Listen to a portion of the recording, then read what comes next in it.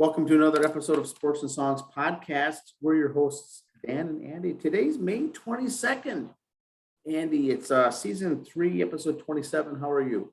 I am doing well. How about yourself? Good. Down On south. assignment, I see. Down south here, Alabama, a little warm. Big weekend. It's going to tie into our trivia question today. How about yourself? Good. Warm where you are, but out where brother-in-law lives out there, the Denver area, Wyoming, the Mets game the other day was snowed out. Oh, really? I missed this. The Mets game in Denver was snowed out. I saw a video of it watching the Mets game yesterday. They had a doubleheader. The machines they use to clear the field, because it's grass, not turf, so you can't just like take a snowplow out there. You know, I mean, they got the field heated like we do for the soccer field here. Yes. But very careful process how they did it. Got their doubleheader in yesterday. Split that. Mets won again today. Life is good in Mets land. Now I've got Starling Marte on my fantasy baseball team. Yeah, he missed part of the week. His grandmother had passed, so he missed a few games there. But he was back, hit a home run. So he's back to being Mr. Marte. So he's good. It's fun to watch. No, and try a little different format today. We're not gonna go over basic stuff, but we do still have trivia. So go ahead, sir, with that. Trivia question relates to USFL. I'm down south here, Birmingham, Okay. Alabama. There's 8 teams, Andy, playing in the USFL, and all are here in town. They all stay all 10 weeks regular season. They're not flying back and forth. It's a kind of a hub, kind of a bubble, as they call it here in Birmingham. Okay. Save on travel costs, expenses, and whatnot. But the trivia question is this: how many of the 8 teams will be down here 100% of the time next year? Ooh. Oh. And just a hint for the folks out there, they're trying to do a gradual thing here. So think in terms of gradual over a couple of years to phase back into the home teams staying where they are. It's going to take a couple of years, but this year they're all here. Next year, what's the question? What's the answer? And then the following year, I'll give more information on that as well. It's a 3-year phasing in for the USFL football. Pro football. That's the question. How many will we hear next? All right, we'll see. Let's start off. Now, what's the new format here? Well, new format for today. We thought we'll try for a couple of weeks. Just have a little banter back and forth, certain topics. One topic I got here.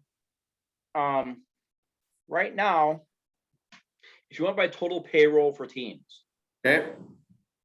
Baltimore Orioles are 30th at $45 million.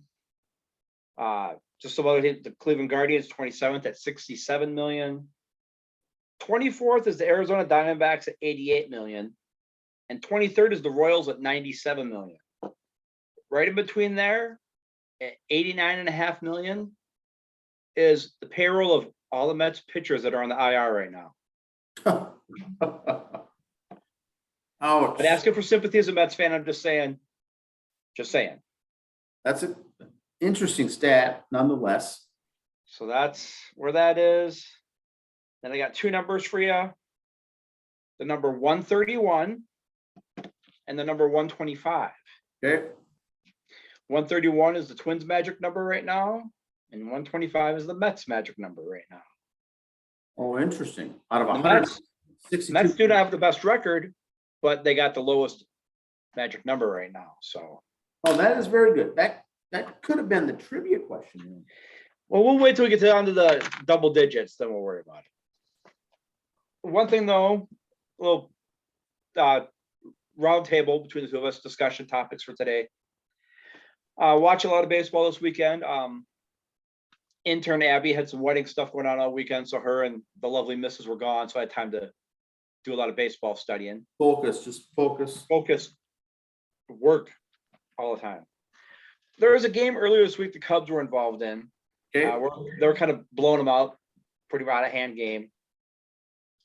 There was a base hit involved, and they threw over to first base. Kind of a lot of unwritten rules in baseball. They always talk about stuff like that. If you're on a team and you're either up or down by 10, and it's like 2 innings to go. Okay. Do you still take the big lead off? Do you still throw to first base? What's that unwritten rule? To me, yeah, take a couple, 3 steps off. If you're ahead, don't steal. But if you're behind, maybe, are you staying healthy? Do you have a bonus in your contract? You know, what as a fan, first of all, you're either way, what do you think? I would think that's a good point. Margin the lead, baseball lead, 10 or more runs that you are ahead. There's a run differential of 10. Do you need to, is there really a need to throw over at all? Whether you're stealing or not. The Right. unwritten rule is typically you're not stealing over 6 runs, right? Unwritten rule, yes. That's the unwritten rule. You're not Unless it's early stealing. in the game. Early in the game, yes. But like Now, the if it's last a 2, 10 3 run, innings, whether they steal or not, if they do, it's kind of a faux pas. You don't steal that much. But your question is, do you even bother to throw over to first with a 10-run lead or a 10-run deficit? I don't think so. I think you move the game along, and that's just one more delay in slowing things down. and if you notice in games sometimes when the guy does, if he does go to steal the base, there's no throw. And a lot of times the official scorekeeper does not give you credit for the stolen base. They just say you advanced up. You don't get credit for a stolen base. As a Stat. defensive indifference. Yeah, it's kind of like a fielder's choice. You moved up on fielder's choice because there was no throw.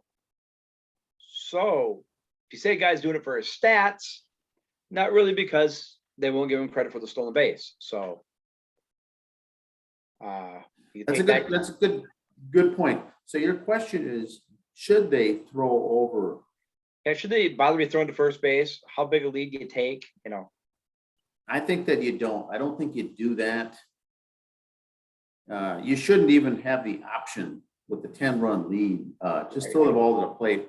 You're trying to wrap up the game at that point anyway, right? right? And I kind of picture back like the old Metrodome infield, how they had dirt just around the base, not really a base path for dirt. Stay in that dirt section for your leadoff. Don't go outside of that. Kind of I see. stay right there. That's what I would tell my players, or I would do as a player. Really, just if I fell over, I'd land on the base. I don't want to get that far away from it. I don't want to get hurt.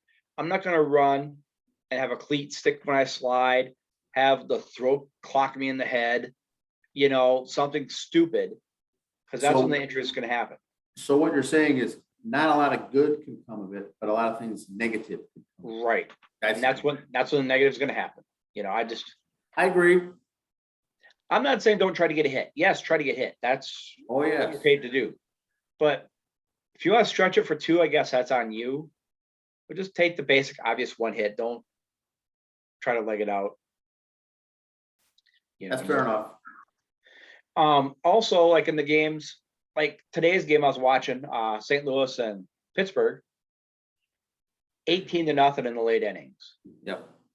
Both teams had position players pitching. Kind of like we talked about last year one time before the season started, we had Town Ball Tuesday on. Do you think at a certain point in certain innings, if you're gonna put a position player in the pitch, why not just throw in the white towel and end the game after 7 innings? Would you as a fan be okay if they had a mercy rule like that? I think as a fan you would, because the teams nowadays are carrying such a heavy load for pitchers on their roster. 12, 13, 14 guys, that if they have available guys to pitch and the game's so out of control, they don't want to utilize that. They'll use a position player, third baseman, second baseman, outfielder, to pitch. By that time, you've essentially already thrown in the white towel if you've done that. As a fan, I think you're just as excited to get out of there as well. You want the game to wrap up. If you haven't left already, 80% of the stadium's gone already. You're right. At that point, they've either gone, they've already left. I don't think it's that big of a deal. By the time they're throwing in a backup utility guy to throw 70 miles an hour, you're not really playing baseball anymore at that point anymore. Well, and also you look at a lot of rosters now, because the number of pitchers you carried, players, I've noticed this last week, watch it. You have 3 guys on the bench, and one of them's your backup catcher. So you really only have 2 spare guys. And that means one of them's going in to either pitch or take the fielding position of the guy you brought in to pitch. Now, again, God forbid someone twists an ankle running somewhere. Yeah. You compared yourself to one guy. I just think if you're going that way, ahead or behind, first of all, if you're ahead, don't embarrass the other team like the Cardinals did it. They put Pujols in.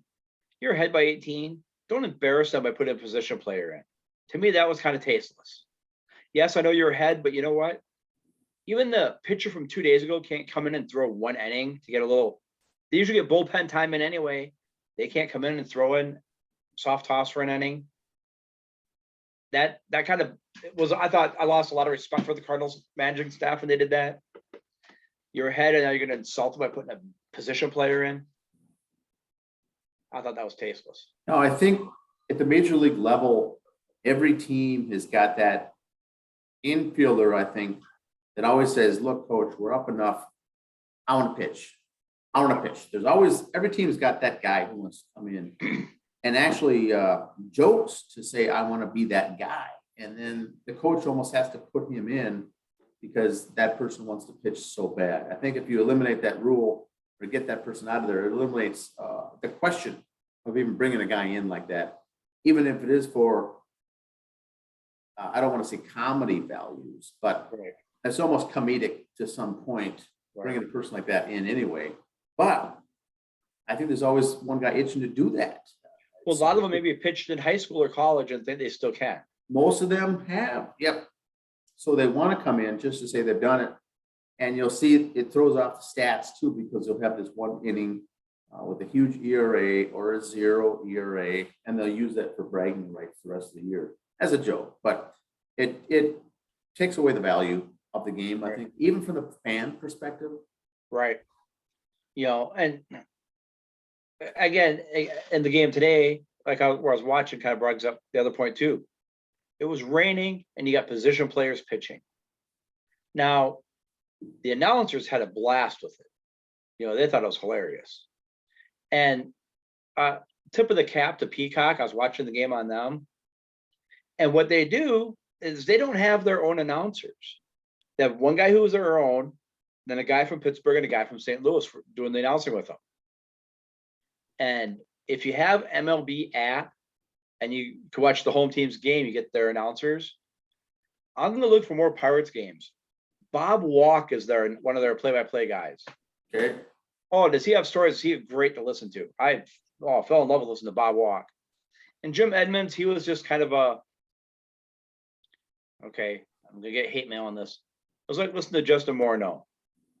Yeah, you played, you know what it was like to play, but Bob Walk's old school enough where he had some one-liners. We'll just leave it at that. Oh, sure. But Bob Walk was a little more seasoned, a little more different genre, than Old Edmonds. school.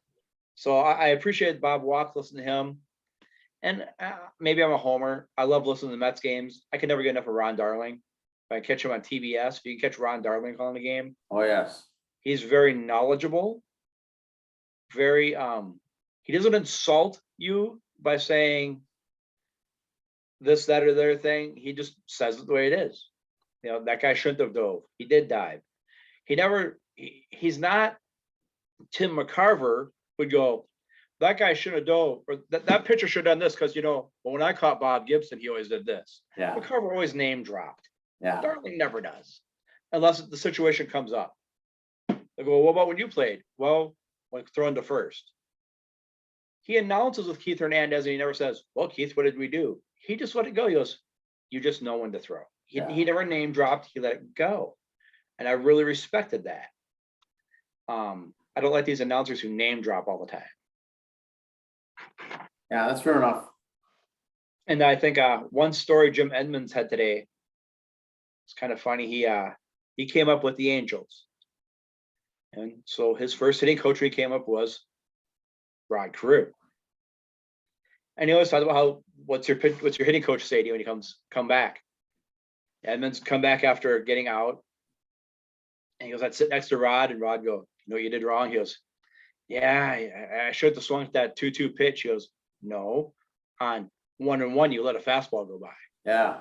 It wasn't your last pitch that got you out. It was earlier.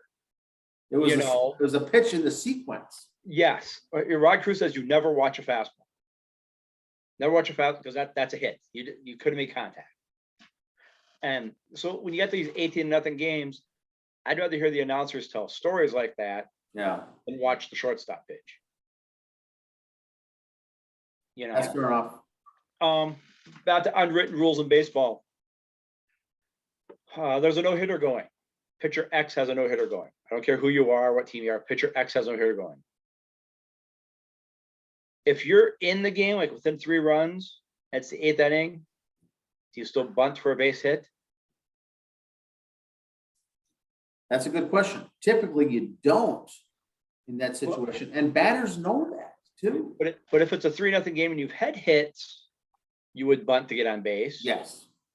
If it's a no-hitter, see, that's where, if it's a close enough game, I don't care if it's the 3rd inning or 9th inning. If you're within a couple, your objective is to win. Now, like that game a while ago, where it's 12-0, the guy had a no-hitter.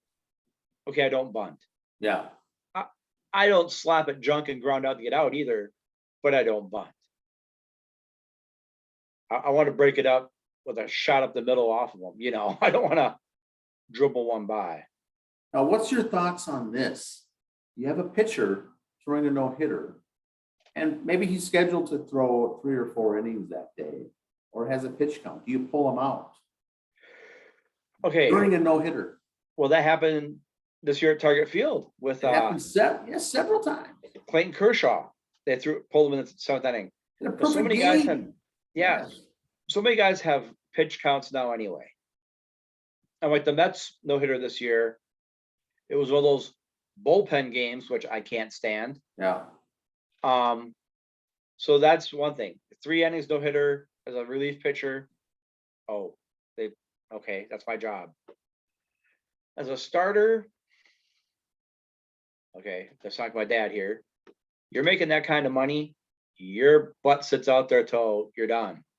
I was looking at stats today, from the 80s and that complete games. The guy who was like 15th in league in complete games had 11. I bet you there could maybe be 11 complete games in baseball this year. They just don't do it. I mean, you get a quality start if you start the 7th inning. Yeah. If you didn't make the 7th inning before, you were a bum. We talked about at Christmas time, we reviewed the 86 and 87 World Series. Your starting pitcher went games 1, 4, and 7, period. It wasn't, you'll pitch 1, 5, and maybe the 9th if we go game 7. Yeah. And you're considered a hero. No, you pitched 7 innings in game 1, 7 innings in game 4, and 7 or more in game 9. Or game 7, I mean. That's what you did. So many guys have pitch counts now. That's why, there was a complete game yesterday or today for Texas, which is kind of unheard of, a complete game. And that was like breaking news. Yes. No. It's nowadays, complete game is breaking news. Yeah. So when it's the guy got the no-hitter going and he throws, in a way, the no-hitter is what ruined Johan Santana's career. There's no hitter. He threw 147 pitches. He was never the same after that game. Oh, really? Because he had been babied so much. That was the beginning of the generation. Pitchers were babied that, so many pitches and you're done. But let him go for the no-hitter. He got it. If you look back, he was never the same Johan after that. So that's more sabermetrics kind of stats. But right. So there's one point for you pull him after so many pitches no matter what. But I think if you ask any ball player, do you want that no-hitter? How bad do you want that? Yeah, I'm sure 80% of the pitchers in Major League Baseball, somewhere from the minors back, have thrown a no-hitter. No. I no-hitter at your high school tournament, no-hitter at AA, or no-hitter at City Field. They're not the same. Yeah. If the pitcher goes out there and he knows he's only throwing 80 pitches, I don't want to say you trained for that, but your arm is set for that. you've hit 80 pitches after 6 innings, no hitter.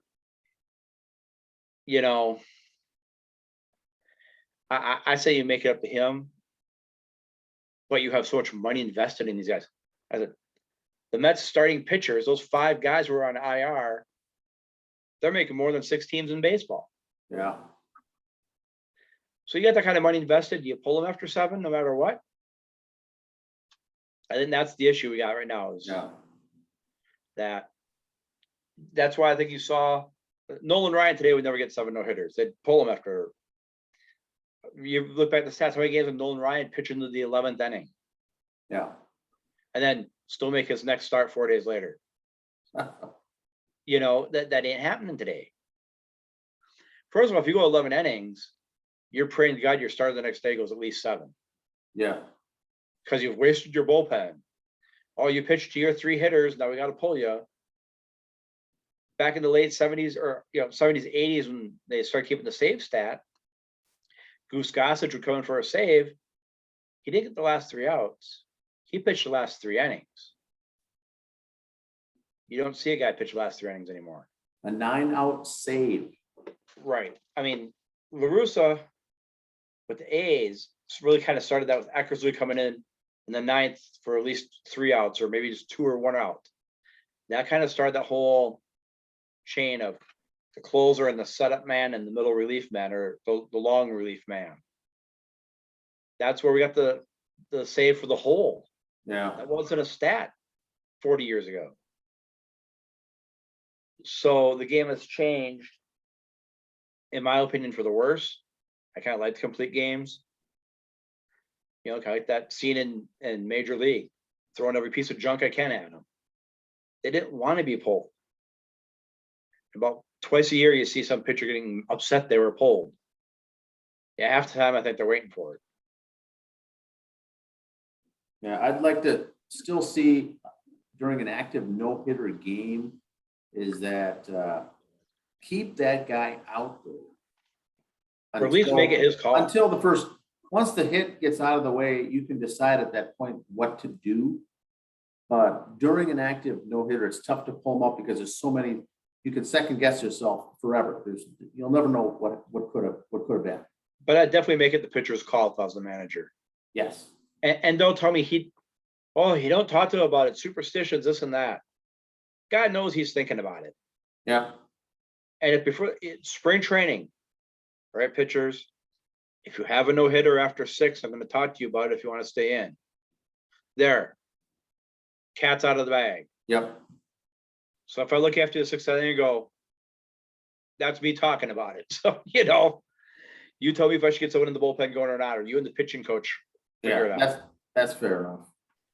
You know, now they say in the next year or 2, and I know they had this in the collective bargaining coming up, they want to eliminate the shift on the infield, or at least how many times you could do it.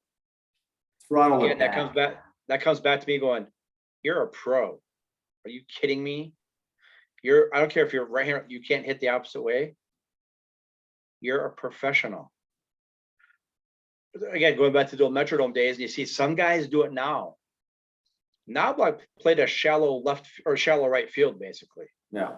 Granted, it was turf, but if the ball's getting hit that hard, that fast out to you, you can play deep and still get them. Just do that. They messed up one today on the game I was watching. They had the shift on, had 3 guys between first and second. Oh. So ground ball came. The shortstop, who's now on the right side of second base, got it, and he tries to flip the third baseman, but ran into the second baseman doing it. It was like watching clowns get out of a car. Because it wasn't natural for them to do that, you know. The second baseman was trying to get over there to cover their second. Third baseman's coming in. I could have beat that throw out the first. Yeah, you never practice those throws. You may be able to field the ball, but throw is so different. That pitch back.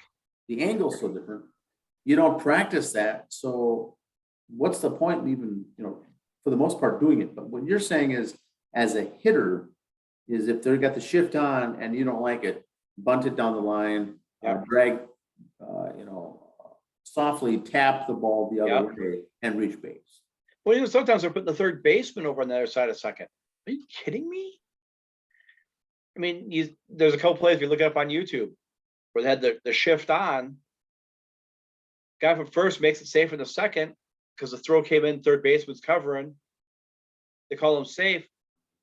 Guy from second takes off the third because there's no one down there. There's no one there. I like that.